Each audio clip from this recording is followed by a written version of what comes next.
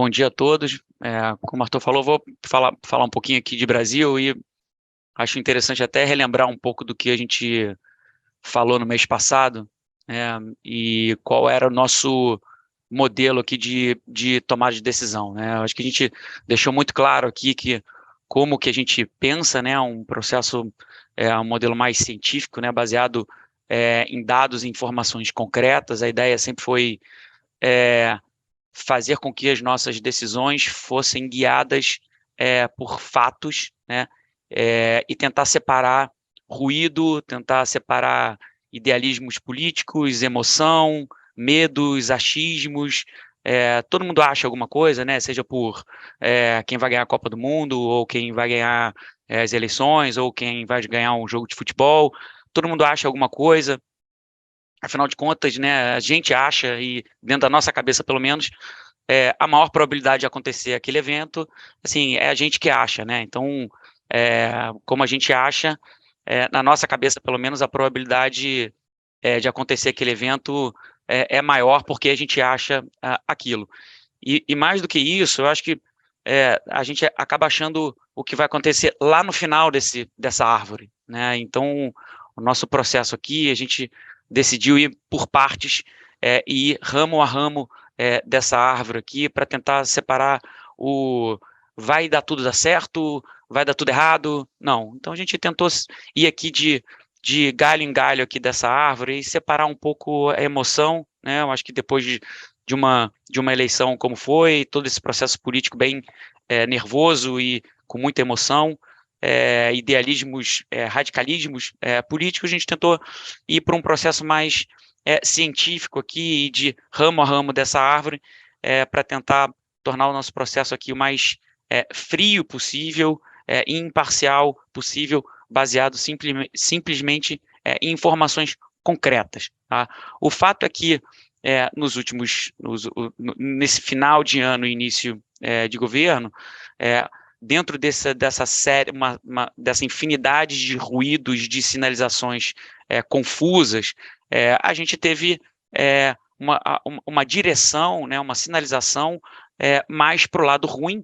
E se a gente tinha uma árvore binomial muito aberta, essa árvore foi fechando, né? E de ramo a ramo, a gente está indo mais para uma parte de baixo aqui dessa árvore, mais uma parte mais cinza escuro, né? A gente até colocou aqui que o Brasil tem essa dificuldade, né? Que eu falo que o Brasil não é líquido, não é sólido, o Brasil é meio gasoso, meio pastoso, né? Uma coisa meio que não tem uma forma.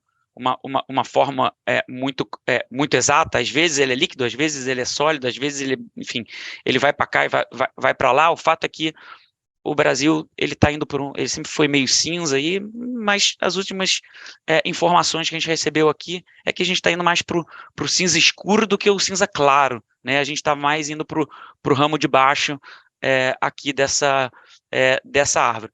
Essa árvore continua, obviamente, mas essa árvore está se fechando. Quando essa árvore está se fechando, significa que a probabilidade de eventos mais amplos, né, diminui, e a incerteza está diminuindo. E o curioso aqui, quando a gente fala que a incerteza diminuiu, todo mundo pensa, opa, então é bom, né?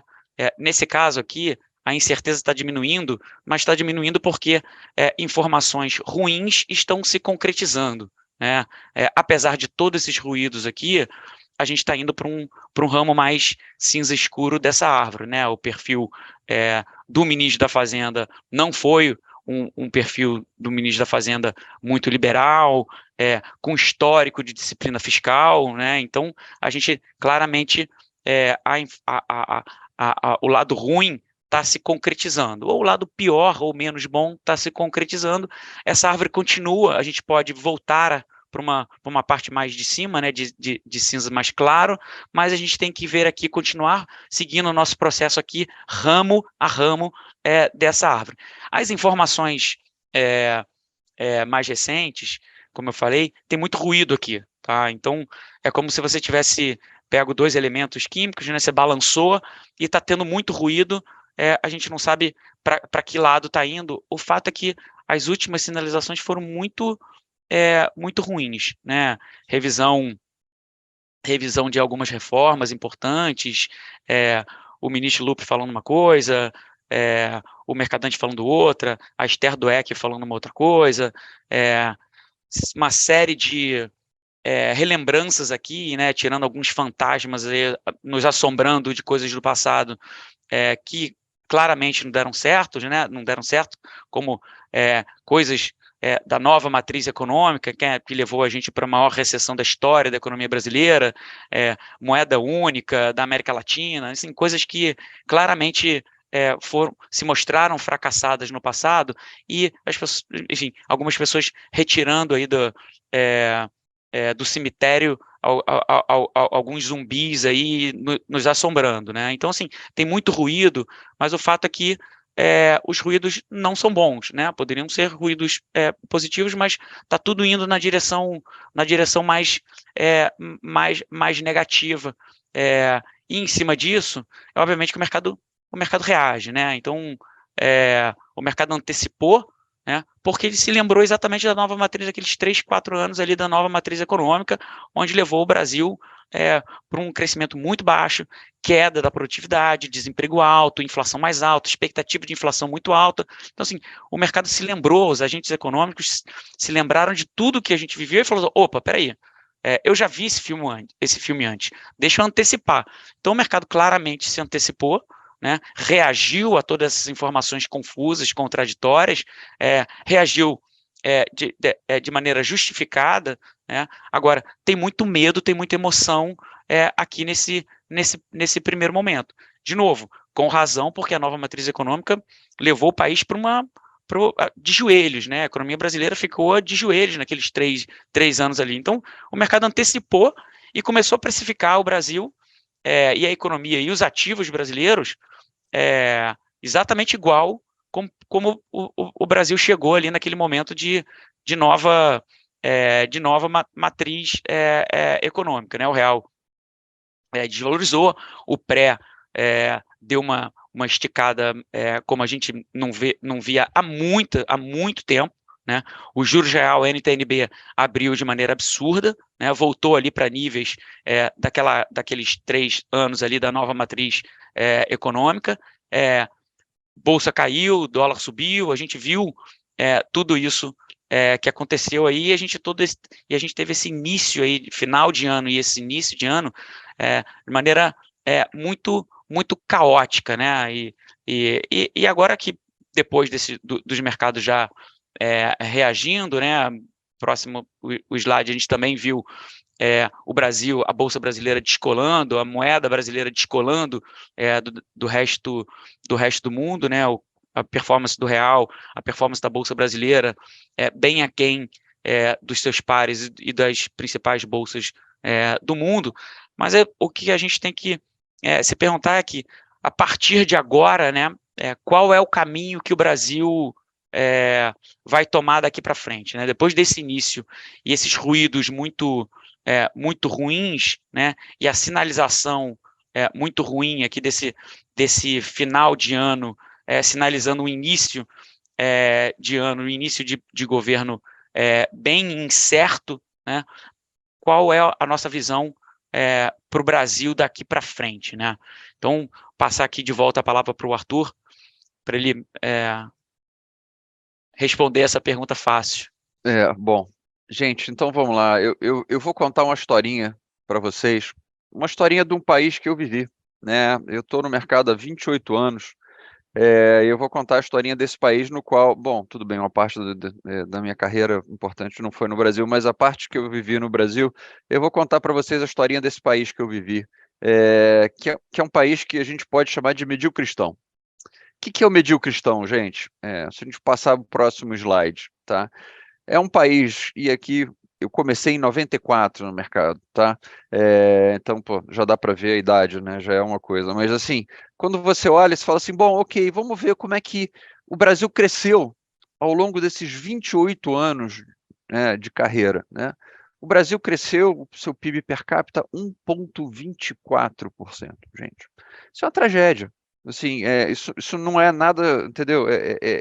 Isso não é nada diferente de uma tragédia, como diria o ex-ministro Roberto Campos, o Brasil não perde uma oportunidade de perder uma oportunidade, a gente perdeu décadas, né, com um crescimento absolutamente medíocre, tá? Aí você fala assim, não, mas peraí, Arthur, você está medindo errado porque você está pegando os anos de, como falou o Rogério, da nova matriz econômica, que foi justamente isso aqui, né, que foi a pior performance macroeconômica do Brasil de toda a história da série de PIB, né? Então faz o seguinte, exclui a nova matriz econômica, exclui os anos de -4 de PIB, de -3 seguidos, tal, e aí você tem uma média de PIB per capita de 2%, de crescimento de PIB per capita de 2%, tá? Então, assim, também nada para, poxa, olha, nós estamos aqui para nos vangloriar, né? De novo, né? A gente está aqui olhando para isso, falando assim, poxa, a performance do PIB foi medíocre. Aí você olha, poxa, a próxima variável, por favor, Vicky. Você fala assim, pô, então inflação. Não, mas peraí. E aí, inflação, eu tive que dar uma cortada na série, porque você pega a série de 94, você pega a série ainda da hiperinflação, mas qual é a inflação do mediocristão? A inflação do mediocristão é 6,94 ao ano. Ah, mas exclui, então, Arthur, exclui 95, porque 95 ainda tinha aquela inércia de 94, plano real, estabilização, etc. Tá bom, eu excluo 95 e você tem uma média de inflação de 6,30, né? Então, o que é o mediocristão, gente? O mediocristão é um país que cresce 1,20, tá? Com inflação de 6, tá? Foi isso que eu vivi na minha carreira. Esse é o país que eu conheço, esse é o país que eu experimentei ao longo da minha carreira, né? A pergunta que a gente tem que se fazer, poxa, o que está por trás do mediocristão? E a gente vai viver o mediocristão nos próximos 10 anos, né? E aí esse é um gráfico com o qual vocês já devem estar familiarizados, porque a gente usou em apresentações passadas. A gente olha aqui, inflação, que é exatamente o gráfico do slide passado, juros, no mediocristão, o juro médio foi alguma coisa em torno de 12,60, né? Então estamos falando aí 12,60, 6,30 de inflação, tá? A conta não é exatamente essa, mas estamos falando de um juro real em torno de 6 alguma coisa por cento, né? Só que o mediocristão ele não é uniforme, gente. Ele não é uniforme no seguinte sentido, ele não foi um período uniforme de mediocridade, tá? A gente teve períodos bons, períodos louváveis, onde as coisas funcionaram, e teve períodos onde as coisas não funcionaram, né? A gente teve o ajuste do presidente Lula no primeiro mandato, no qual você tinha o Henrique Meirelles e uma preocupação, a China ajudando muito via ciclo de commodities, então a receita do governo crescia, então você tinha um fiscal relativamente equilibrado, tá? E aí você teve a Dilma, né, a nova matriz econômica, e nesse momento tudo começa a dar errado, né? Vocês veem que, poxa, olha só que interessante, né? O IPCA em todo o governo Dilma, em momento nenhum ele passou sequer abaixo da meta. Você pensa, num modelo de meta de inflação, a inflação deve passar teoricamente 50% do tempo abaixo, 50% do tempo acima, para na média ela ficar ali, né? Não. Era como se a meta de inflação fosse o piso para o Banco Central daquela época, né, para o Banco Central do Tombini. Né? E aí o que acontece? A inflação dispara, a gente é forçado a reagir com um aumento de juros real, o PIB colapsa. E aí vem de novo uma nova onda reformista, né, do presidente Temer, de novo o Henrique Meirelles, dessa vez na Fazenda, né? A gente passa a reforma trabalhista, a gente passa uma série de reformas importantes, e aí o que acontece? O que acontece é que a inflação cai, e o juro real pode cair dessa forma, tá? A gente teve, entendeu? Aí, lembrando, a gente chegou a ter o juro nominal de 6, que é esse platô aí, que foi 6,5, que foi o período de maior estabilidade da Selic na época do Ilan, né? E a inflação na meta, né? Você olha a inflação, na verdade, ligeiramente abaixo da meta com isso, quer dizer que o juro real de 6,5, ele não estava inadequado, ele não era forçado, né? Ele era um juro real plenamente justificável economicamente falando, tá? E aí foi o período de maior inovação que a gente viu na economia brasileira, por quê? Porque com 6,5 a gente consegue tomar dinheiro emprestado, investir, foi aí que você teve novos modelos de negócio no Brasil surgindo, um período de inovação, um período no qual o mercado financeiro era um grande alocador de capital para novas ideias, e aí surge aquilo que a gente chama, né, da destruição criadora schumpeteriana, uma série de empresas novas, e aí você teve aquilo que a gente chama de, poxa, um verão para a economia brasileira, né, um interregno benigno, onde as coisas deram certo, né? Então, gente, a pergunta que a gente vai ter que responder a partir de agora é, poxa, para que direção a gente vai?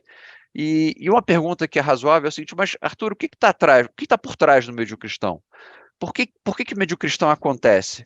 Porque o mediocristão, ele envolve uma ideia que, na nossa opinião, é equivocada, tá? E um problema que é um problema fundamental da economia brasileira, tá? Que é, a gente não resolve o problema de oferta. A gente vai fazer em apresentações seguintes alusão a isso, quer dizer, o que é o mediocristão? O que é a nova matriz econômica, por exemplo? Você fica dando incentivo à demanda, você aumenta o Bolsa Família, você faz isso, você dá reajuste ao funcionário público, então a renda cresce, a demanda cresce. Só que você não resolve o problema do ambiente de negócios, do custo de capital elevado, né, do juro alto no Brasil, das empresas terem que trabalhar num ambiente super complexo, num ambiente tributário maluco, entendeu? Com uma série de regras doidas. Então, você dá incentivo à demanda, mas a oferta fica parada, a demanda está aqui, o que acontece? Isso se ajusta via inflação. Tá? E se ajustando via inflação, num regime de Banco Central independente, ele é forçado a combater essa inflação com a taxa de juros elevada. Né? E resulta que inflação alta, crescimento baixo, mediocristão. Foi aquilo que eu vivi na minha vida profissional. Gente, infelizmente, a gente deu alguns passos nessa direção desde o início do governo, desde a eleição. Né?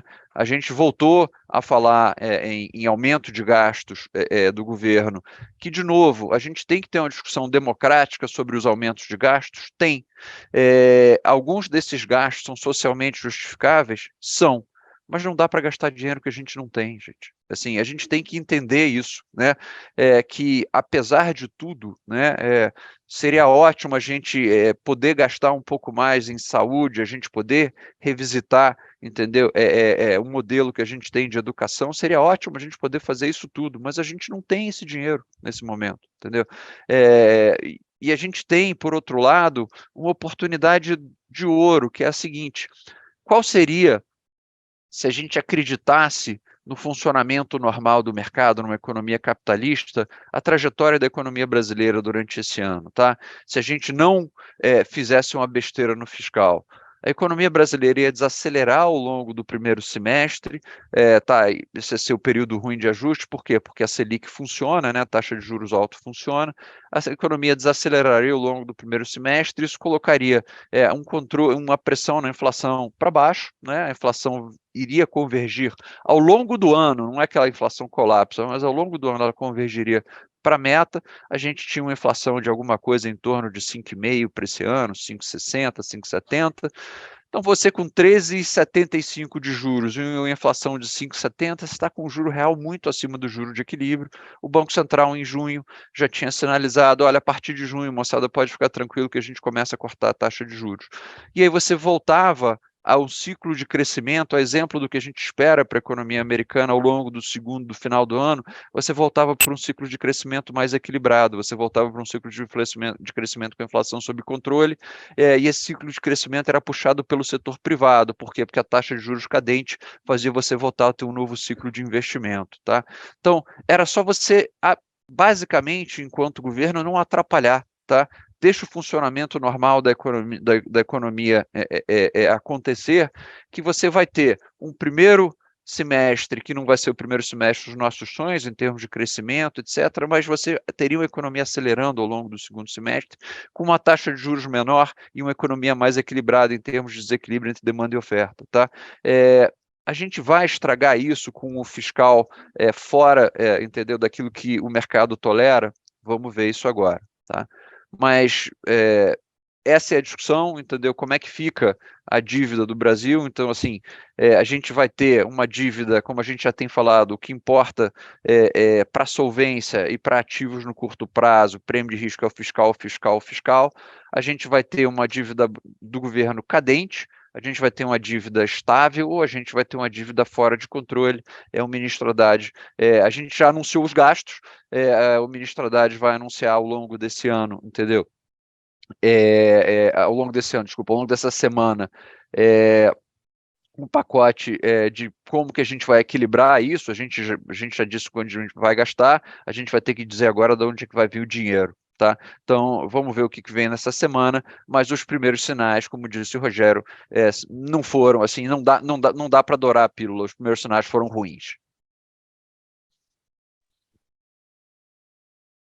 Exatamente. Então, acho que nessa linha, aí, usando a alusão de novo aqui de um processo químico, né, onde a gente tem mistura de dois elementos, o que aconteceu é que a gente está com o mercado bastante incerto. Naquele gráfico anterior que o Arthur mostrou, claramente o mercado está dando uma probabilidade maior da gente ir para um cenário de trajetória de dívida PIB mais elevado, né? E dentro dessa soma aqui de probabilidade e incerteza, o mercado reagiu, e nessa mistura toda aqui, os prêmios aumentaram, as incertezas aumentaram, juros mais altos por mais tempo. A gente tem hoje os preços dos ativos brasileiros, historicamente, até contra, né, frente ao meio-dia cristão, o Brasil está relativamente barato, né? Mas se o Brasil continuar piorando e for na trajetória aqui, e for num caminho de romper esse limite e abraçar a nova matriz econômica de forma permanente, lembrando que o meio cristão ele vai para cá e vai para lá, e vai para cá e vai para lá, ele não fica, ele não vira a nova matriz, ele não abraça a nova matriz de forma permanente, né? Ele abraça a nova matriz e depois ele traz o Ilan de volta, né, Banco Central, e a gente tem juros real cadente, então a gente tem juros real de 7, depois juros real de 2, então a gente fica para lá e para cá, mas historicamente foi isso, né? Então o Brasil ele fica flertando com o abismo, mas ele não pula do abismo, né? Então, pelo menos nos últimos 25 anos, o Brasil não pulou. Mas o fato de não pular não significa que nunca ele vá pular, né? A história lá do cisne negro, né? O fato de a gente nunca ter visto um cisne negro não significa que ele não exista, né? Então, o fato do Brasil não ter pulado do abismo não significa que um dia ele vá pular. E o mercado claramente deu uma probabilidade, precifica hoje uma probabilidade maior do Brasil abraçar esse caminho de forma mais permanente, a nova matriz, né? E por isso que os ativos pioraram. Né, exatamente. E nessa mistura aqui toda, né, de dois elementos que a gente sacudiu, o que agora a gente precisa saber o que vai acontecer daqui para frente, mas de forma mais concreta, né? Então, o próximo slide, a gente até coloca aqui a frase famosa, né, que todo mundo repete do Keynes, né, quando as coisas mudam, quando os fatos mudam, eu mudo de ideia. A gente tem que esperar os fatos, né? Os sinais foram muito ruins, mas a gente precisa decantar, né? Então, esperar um pouquinho, decantar esses dois elementos, né? A parte, o elemento mais sólido precisa cair um pouco e precisa ser cedendo para a gente ver, para a gente ter essa separação desses dois elementos e qual caminho que a gente vai. E esse caminho vai ser definido por checkpoints. Gente, todo o nosso processo aqui de tomada de decisão de construção de portfólio é em cima de checkpoints, em cima de eventos, de fatos, onde a gente condiciona dentro dessa árvore qual caminho que a gente vai, tá? E esses são os fundamentos. Então, quando os fundamentos mudam, eu mudo de ideia, né? Enquanto os fundamentos não mudarem, a gente continua com o mesmo cenário. Não adianta a gente querer decidir ou achar que vai dar certo ou vai dar errado antes da hora. Vamos por partes aqui nesses ramos dessa árvore, mas sempre baseado em fundamentos, né? Como o Arthur colocou, o governo veio com 220 bilhões de aumento de gasto no ano passado, o mercado reagiu nova matriz econômica. Já vi esse filme antes, vamos reagir. E agora a gente já está vendo alguns sinais numa direção um pouco mais responsável fiscalmente, ou então mais consciente, né, de que existe uma restrição fiscal. E de onde que está vindo isso? Da questão da discussão do déficit, né? A gente viu algumas frases no sentido de um déficit de 220 bilhões é inaceitável, o Haddad fala uma coisa, o Lula fala outra. Então, a definição do déficit fiscal para esse ano é muito importante como sinal de qual perfil fiscal a gente está indo. Irresponsável, não interessa, eu vou gastar e sem limite, ou, peraí, tem alguma restrição, tem algum limite do déficit fiscal para esse ano. Junto disso, obviamente, a gente tem até o meio do ano, dentro da PEC, da PEC de transição, com relação ao novo arcabouço fiscal, que vai ser também definido pelo governo. Se for alguma coisa um pouco menos ruim, tá? E aí eu falo isso menos ruim porque o mercado está precificando uma coisa muito ruim. Se for na margem ou uma coisa menos ruim, ou um pouco mais responsável pelo lado fiscal, uma ancoragem ou uma reancoragem, uma alternativa um pouco melhor do que nada, né? Em substituição ao teto de gastos, porque lembrando, o teto de gastos foi retirado e não colocou-se nada, né? Não coloca nada, e com o aumento de 220 bilhões de gasto, peraí, desancorou total. Então, se colocar minimamente uma âncora, né, a gente já tem uma percepção aqui de melhora, e na margem, o mercado é sempre isso, a probabilidade do Brasil pular do precipício ou ir para uma nova matriz econômica diminui essa probabilidade, e dentro daquele gráfico ali da trajetória da PIB, o mercado começa a precificar um cenário um pouco mais ancorado aqui da trajetória da dívida PIB, e a gente vai melhorando aqui na margem. O mercado agora está começando a fazer conta, gente. Conta. Acho que está decantando um pouco esse primeiro momento, e o mercado começa a escutar, o próprio governo já começa a dar alguns sinais menos caóticos, mas ainda assim os sinais são muito ruins. E aonde que isso aqui impacta, né? Acho que o próximo slide, tudo que a gente fala aqui, obviamente, é o fiscal. O calcanhar de Aquiles do Brasil é o fiscal, porque o fiscal atrapalha, né, o fiscal, e a ausência de reformas, né, atrapalha exatamente o trabalho do Banco Central. A gente tem, como a gente costuma dizer, o Banco Central subiu os juros de 2 para 14, né, ele está apertando um pé, não foi como se estivesse dirigindo um carro, apertando o pedal do freio, e você tem um fiscal apertando o acelerador. Isso para a máquina, qualquer um sabe que para o motor é a pior coisa que tem, né? Você estimula de um lado e freia do outro. Assim, em algum momento essa máquina vai colapsar. Assim, o custo do capital em 14%, e o juros real, como o Arthur colocou, de 7%, 8%, assim, é uma coisa insustentável, né? Nenhuma economia com uma dívida PIB de 80% sobrevive no longo prazo com esse nível de taxa de juros e taxa de juros nominal e real, né? E com crescimento baixo. Medir o cristão, crescimento de 1,5%. Qualquer conta básica, né? Numerador, denominador. Qualquer um sabe fazer essa conta. Esse negócio é explosivo. Se a gente tiver minimamente uma reancoragem do fiscal, na margem, uma melhora aqui da percepção do fiscal, aqui eu acho que o Banco Central, o fiscal deixa de atrapalhar, né? E com alguma perspectiva de reforma tributária, a gente pode ter o Banco Central um pouco mais tranquilo, né, para voltar, aí responde um pouco desse ponto de interrogação aí.